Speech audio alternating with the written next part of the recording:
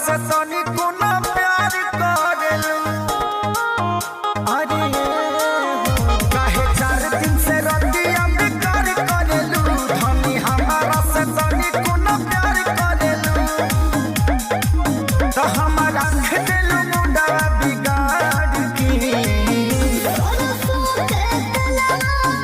अच्छा